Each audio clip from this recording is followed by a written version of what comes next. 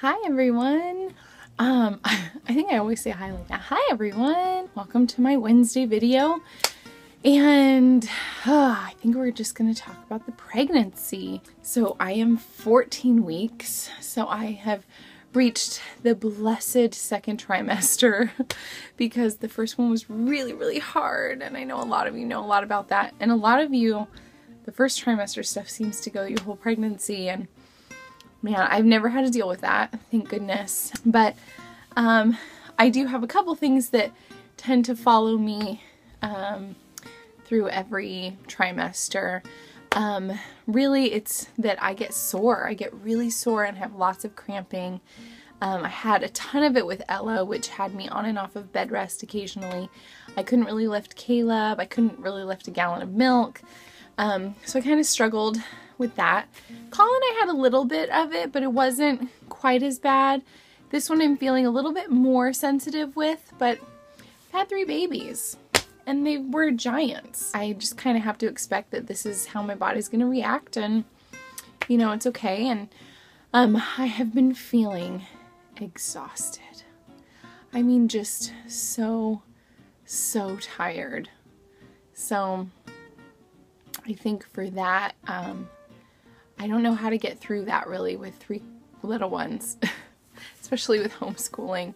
And Colin is super active. My other ones, you know, they would sit and quietly like watch a movie in my little cubby of my legs when I needed to take a nap when I was sleepy.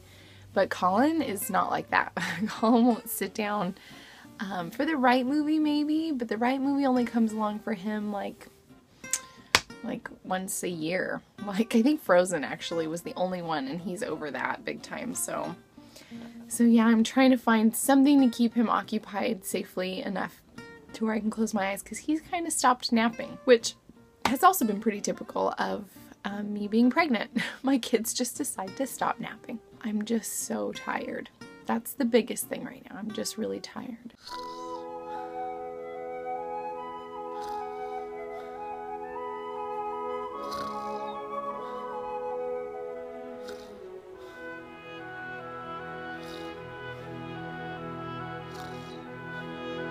The nausea creeps up still occasionally, but it's not an everyday thing.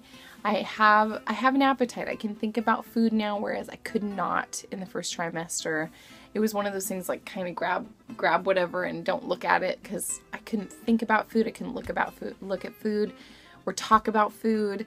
If Joel was like, hey, what do you want to eat? Or let's talk about the menu plan. I was like, well, I can't do it. I could barely step foot in the kitchen some days. So that has left, which is really nice. I feel a little bit more energetic even through the exhaustion, but it hits me really hard several different times of the day. I was thinking about baby products the other day, and everything changes so quickly.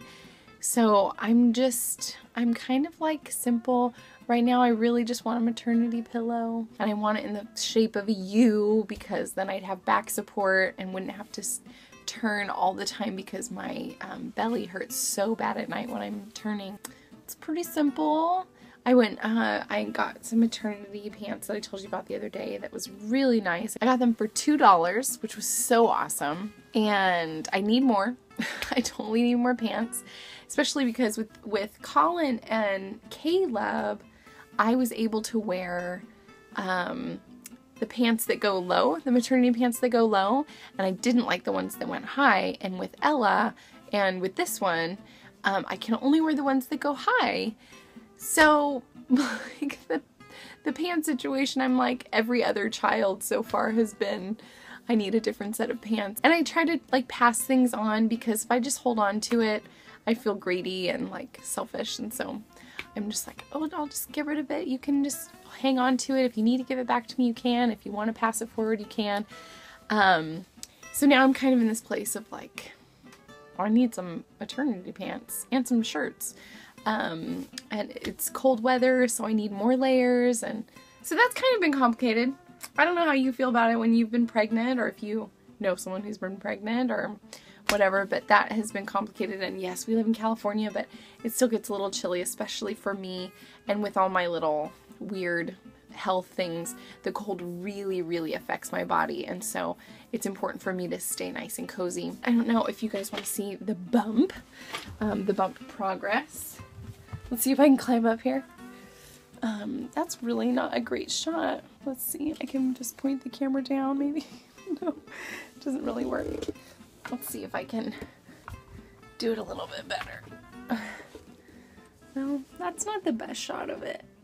That's about all you're gonna get today. But that's my bump. Right there. Here, let's see if I can be safe here. It's my bump. 14-week bump. That's hard to do. Oh my goodness. I get winded really easily too. I'm never reminded of how out of shape I am than when I am pregnant and growing a belly, because everything I do, I'm bending over, walking, anything, and I'm not even that big right now. But I'm so winded all the time. And my brain, oh my goodness, the brain, oh my goodness, like 3 kids. After 3 kids, like I felt like there was no brain cells left. Apparently there were few, and now they're gone.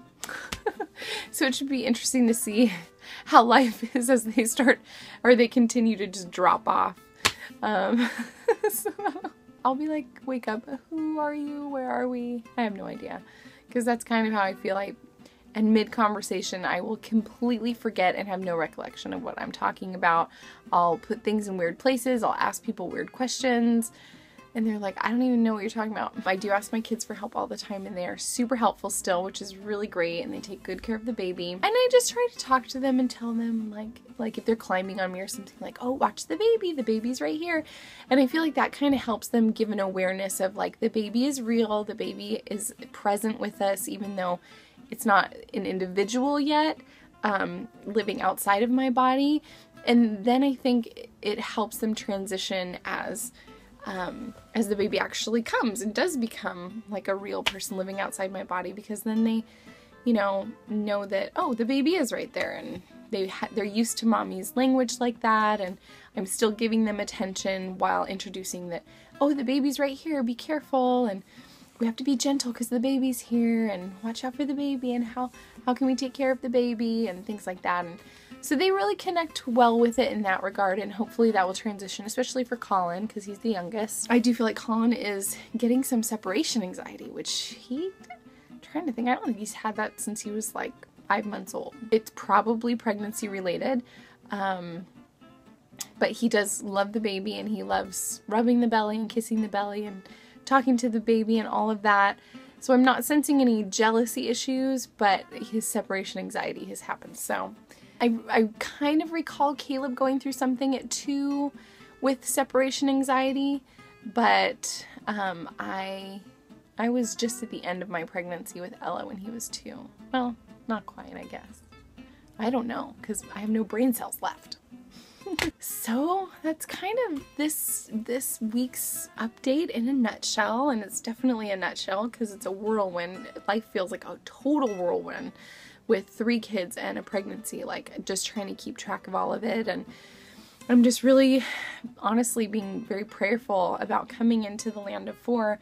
It's been it's intimidating to say the least, although I was definitely just held up by a friend the other day who said that, because they've had 4 kids, and she was like, honestly, 2 to 3 was the toughest for me, and going to 4 didn't feel any different. Like, it felt like fine. It was like, this was already life. So that encouraged me so much, because I felt like 2 to 3 was the hardest for me, and so I felt like, oh no, 4 is going to be difficult, especially because I want to give each child their individual attention. They all have different needs, and they're all different people, and I want to value that and respect that and give them space. And it's hard to make room for space for 6 people and make sure everybody's getting respected and time and heard and seen and all of that. So I just really want to be intentional about that. And so that's been a really heavy prayer on my heart. Honestly, people keep asking me what I think the baby is, and